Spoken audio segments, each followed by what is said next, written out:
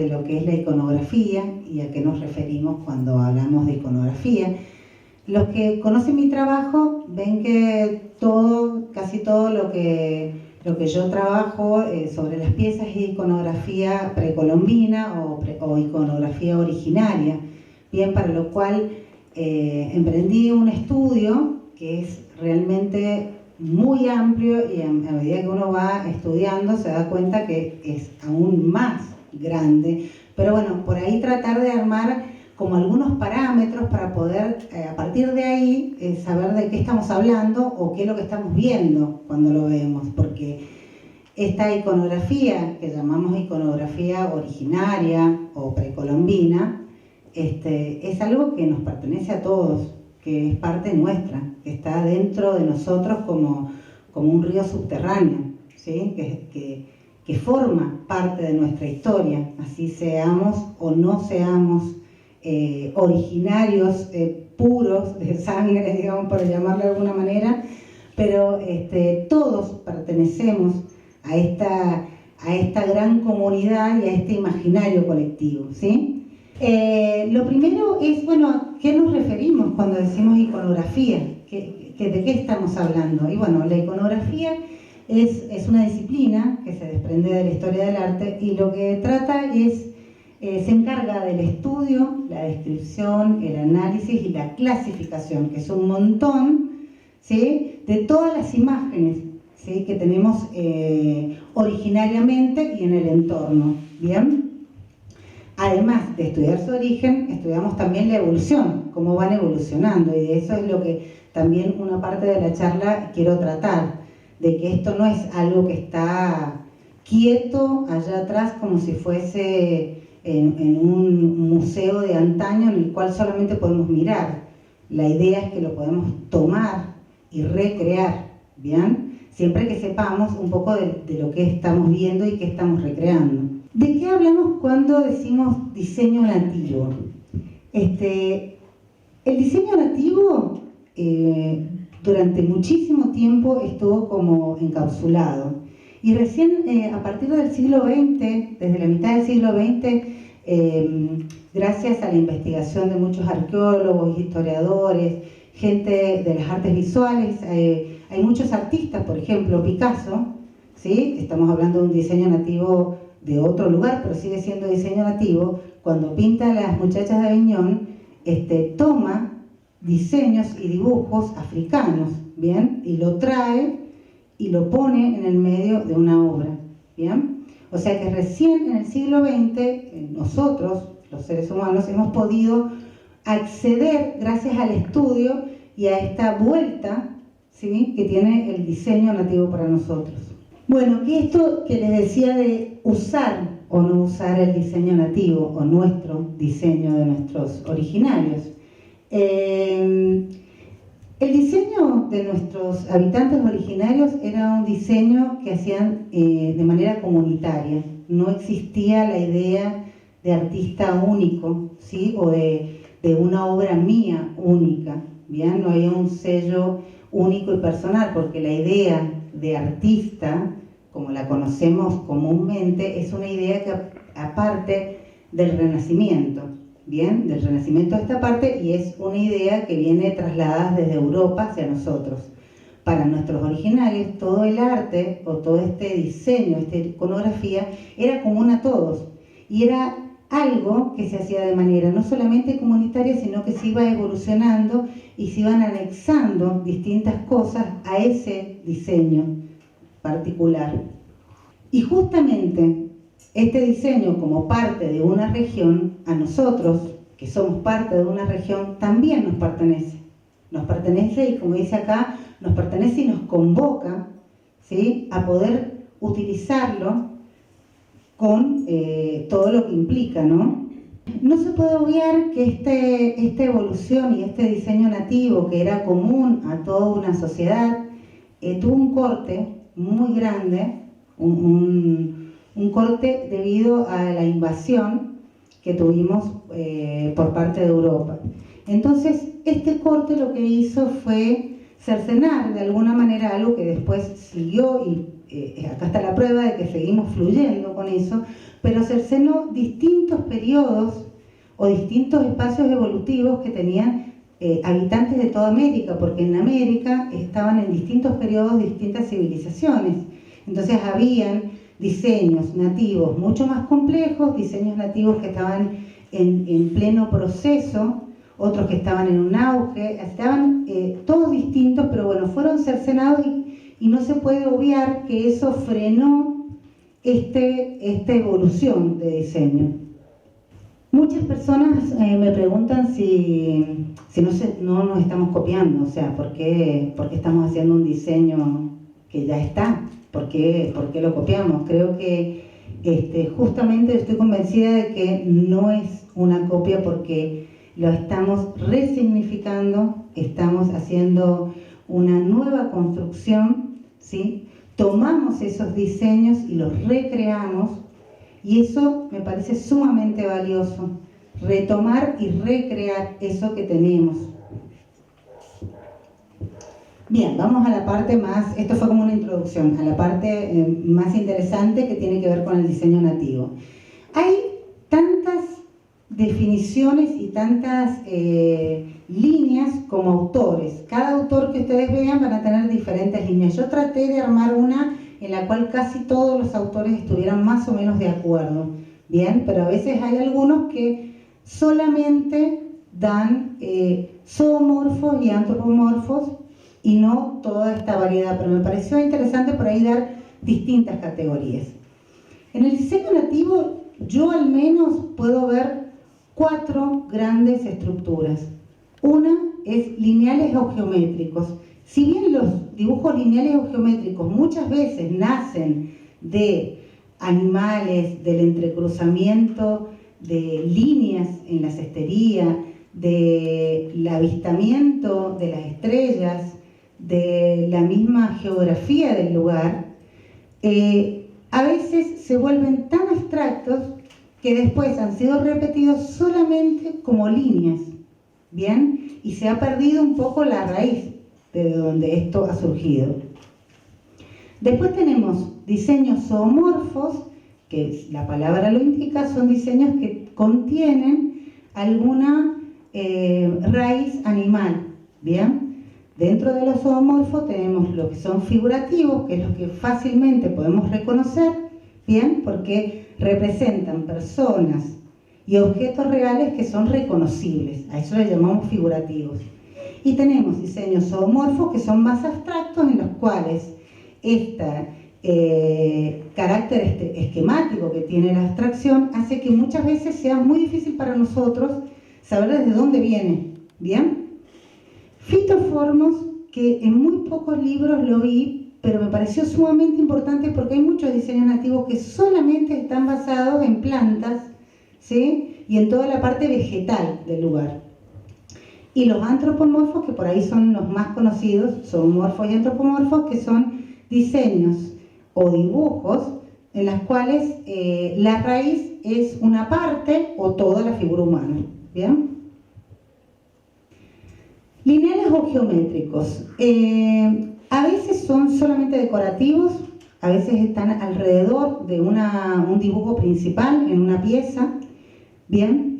Y como dije, pueden ser sacados a veces de un animal o un vegetal. En este caso, ahí tenemos un quirquincho, y este diseño, que después lo voy a mostrar más adelante, es un diseño que se retoma en las vasijas de acá del norte de Argentina y que tiene que ver con la caparazón del quirquincho. Y no por casualidad, sino que justo este diseño está en las vasijas que se usan como vasijas funerarias, y el quirquincho es un animal que se lo considera uno de los animales que está en contacto con el mundo de los muertos, ¿bien? Entonces también hay una conexión entre el animal, el significado y el dibujo. Acá, por ejemplo, hay un ejemplo, para la redundancia, en una vaina de algarrobo, ¿sí? Ahí está, y cómo es utilizada en una vasija también del norte de la Argentina, centro también, donde esas curvas que ustedes ven es la curva de la vaina del algarrobo. Y la repetición de ese dibujo es lo que hace este diseño que parece geométrico y lineal, pero en realidad está sacado de origen vegetal.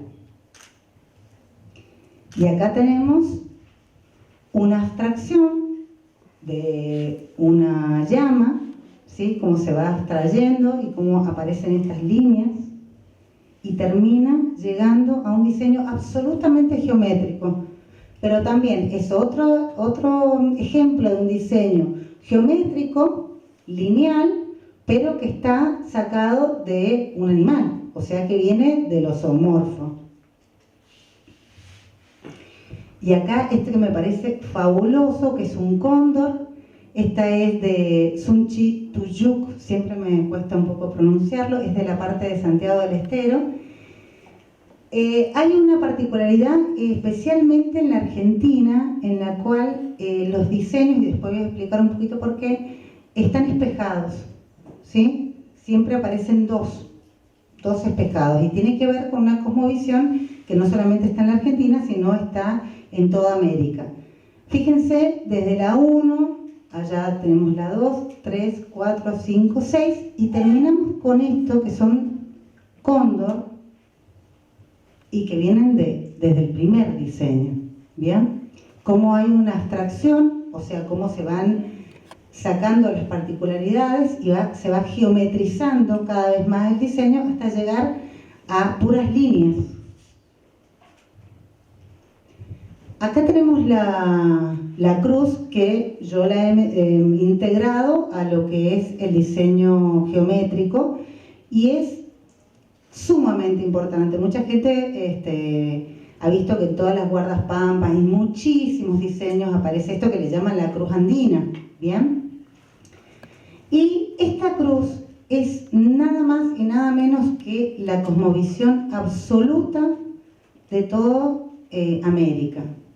Porque Europa tiene una cosmovisión que, si lo pudiésemos graficar, sería un triángulo, donde hay un dios y de manera triangular el poder, digamos, o todo hacia abajo se va ampliando, en el cual ese dios que está arriba no necesita de ninguna manera estas personas que la sostengan abajo, idealmente, ¿sí? Por ejemplo, si mal no recuerdo, en la Biblia, primero, antes que nada, existía Dios. Y Dios es el que crea hacia abajo todo, ¿sí? Y al último día crea al hombre. En el caso de América, esta concepción, ¿sí?, de esta Santísima Trinidad no existe, no está. Porque en América la concepción tiene que ver con una cruz, que lo que simboliza la cruz es la equivalencia de los pesos entre una cosa y la otra. Nada puede existir sin el otro. No puede existir, lo pongamos en términos religiosos, el bien sin el mal, no puede existir el hombre sin la mujer, no puede existir el agua sin el fuego. Todo tiene un contrapeso, ¿sí? Norte, sur, este, oeste, la vida y la muerte. Todo genera un contrapeso, y por eso esto de la cruz y esto del espejado, porque si lo vemos en forma geométrica, esto sería una simetría, ¿sí? Es una simetría por reflexión hacia ambos costados y hacia abajo. Entonces, esto es la concepción misma del universo para nuestros originarios. Carla, aparte no tiene nada que ver con la cruz cristiana porque es previa a la... Por supuesto, claro, no tiene nada que ver esta cruz con la cruz cristiana, porque lo que estamos viendo acá es la equivalencia entre todas las partes del universo, del propio universo de nuestros originarios. De hecho, ellos se centraban como en el centro de este universo, y todo alrededor era lo que los mantenía en equilibrio, y siempre todo tenía que estar en un equilibrio y en una armonía. Por eso todo lo que está ya sean animales, plantas. Ellos no se creían superiores, tal vez como un hombre occidental, a otro ser como una planta o un animal, sino que pedían permiso, ¿sí? Pedían permiso a la naturaleza, pedían permiso a las plantas, pedían permiso a los animales, porque hay un equilibrio muy importante para él. Bien, vamos a los animales zoomorfos. Según lo que yo he trabajado y he estudiado a lo largo de los años, creo que podríamos diferenciar tres animales, o tres estados.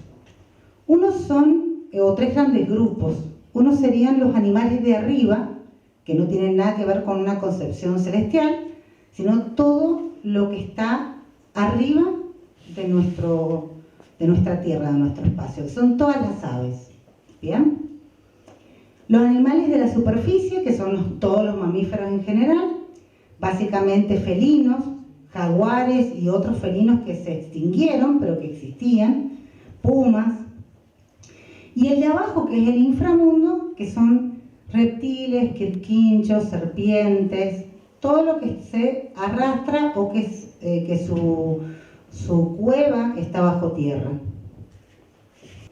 Bien, y acá tenemos los animales entonces del cielo, donde están las aves, y acá les quería mostrar tres distintos para que vean, figurativos que habíamos dicho que se parecen o se asemejan a algo real y que es muy fácil. O sea, uno ve esto es mexicano.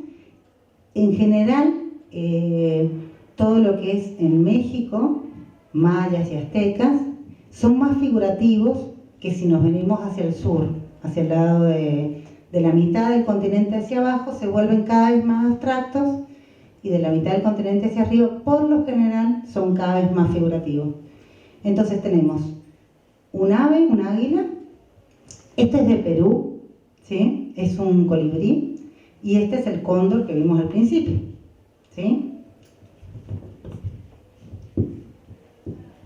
Acá tenemos felinos, también figurativos. Este es de Perú. Acá tenemos uno que es maya, abstracto figurativo, porque a veces no terminan, están a la mitad. Son abstractos porque hay muchas geometrizaciones en su... Es un perfil, no sé, ¿lo ven? ¿Sí? Es un perfil, es un jaguar. Y fíjense ese que es de acá de Argentina, que es sumamente abstracto, que si no está comparado con estos otros, lo vemos y no sabemos qué es, ¿bien? Pero por ejemplo, sabemos que es un felino, lo identificamos por estas que son las uñas, ¿bien? Y estas que son las marcas de los felinos que habían en ese momento, ¿bien? Y acá tenemos como dos cabezas, porque en general en Argentina los desdoblan y le generan dos cabezas. O, otra cosa que es muy importante, que unen dos animales que sean lo que repta y lo que vuela, para volver otra vez al concepto de la cruz. Lo que está arriba y lo que está abajo lo uno en un solo animal, ¿sí? Afianzando mucho más. Bueno, reptiles figurativos, otra vez, tenemos mexicanos.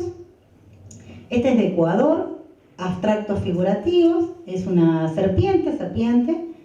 Y otra vez de Argentina, serpientes. Y las serpientes en la parte de Argentina, en general, tienen dos cabezas, ¿sí? Por esto del espejado, que tiene que ver con la cosmovisión, otra vez de la cruz, generan dos cabezas. Una pregunta, ¿qué pasaría con los animales acuáticos? ¿Los tenían en cuenta o...? Habían algunas culturas que sí, pero es muy poco el registro, no hay como muchos peces.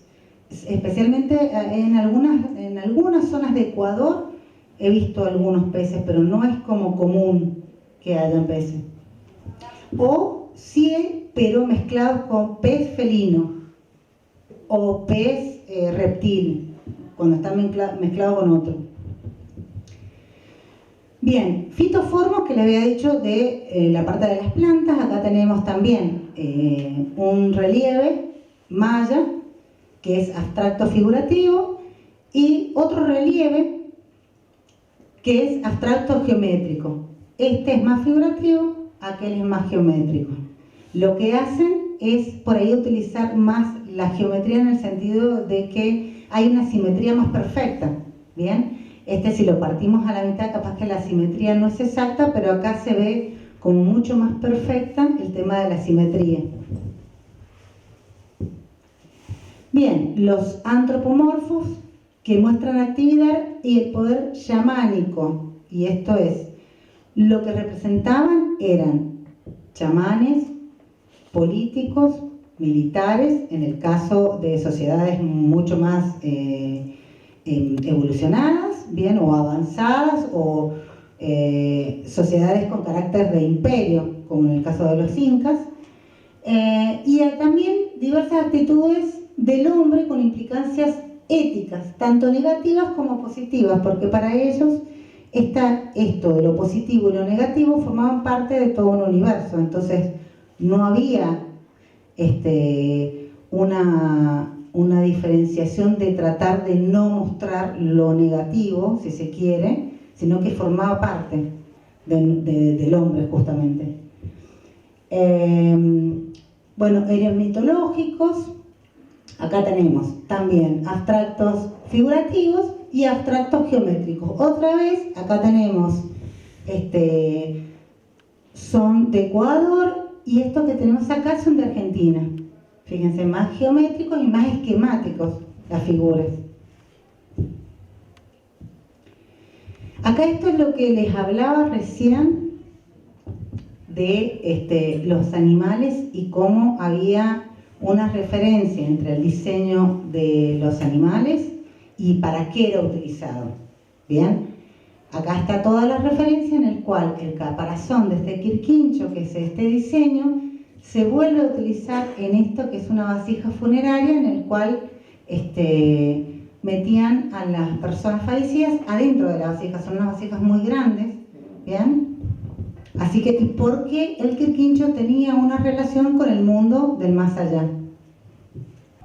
Bueno, acá son los dos animales que lo hemos visto, o al menos lo hemos escuchado, que Quetzalcóatl es la serpiente emplumada. A mí siempre me llamó la atención de por qué había una serpiente emplumada, y la respuesta es esos dos conceptos unidos en una sola, que es lo que está en el aire y lo que se arrastra en el piso en una sola, y así es la misma idea. Esto está representando la misma idea de esa cruz que tiene todas las partes iguales y que todas las partes valen lo mismo. Bien, tenemos dos representaciones de serpiente emplumada, esta, como ya hemos visto, un poquito más abstracta, y esa un poquito más figurativa. Bien. Y acá tenemos una conjunción. Este es un dibujo antropomórfico, zoomórfico. Vemos acá un hombre que está en el medio, pero también hay animales. Entonces acá, o sea, los diseños no hay como una línea en la cual podemos dividir siempre. A veces hay cosas que se entrelazan. De hecho, acá tenemos, en el medio son serpientes, y son 4 que de alguna manera emulan esto de que hablábamos de la cruz, de 4 lados iguales. Tenemos este hombre que es un chamán, y lo podemos reconocer, o un guerrero, porque tiene un tocado, bien, que es esas partes para arriba. Además tenemos 2 felinos a los costados, ¿sí? Y nos damos cuenta que son felinos porque tienen dientes, que son allá, esas fauces que se ven. Y acá tenemos otro felino que aparece otra vez, ¿sí? En general, los felinos, en todo lo que es América, los jaguares, pumas y otros tipos de felinos, son animales generalmente mágicos y asociados con poderes. mágicos. Entonces acá tenemos un diseño complejo donde tenemos antropomórfico, zoomórfico y tenemos algo, porque podemos ver también que está casi estructurado geométricamente, porque si lo partimos a la mitad tenemos la mitad igual para un lado, casi para un lado que para otro. Bien, o sea que tenemos una simetría bastante perfecta. Manejaba mucho el sistema de la simetría, ¿sí? Simetría ya sea bilateral o simetría de identidad, como se llama, que es para ambos lados de un eje a la misma distancia, la misma cosa, o una simetría por reflexión que tenemos a ambos lados, pero además hacia abajo, ¿bien? Y en muchos casos también tenemos una simetría por rotación, porque se da esto de rotar algo alrededor de un eje central. O sea que la simetría es una de las cosas que manejaban mucho.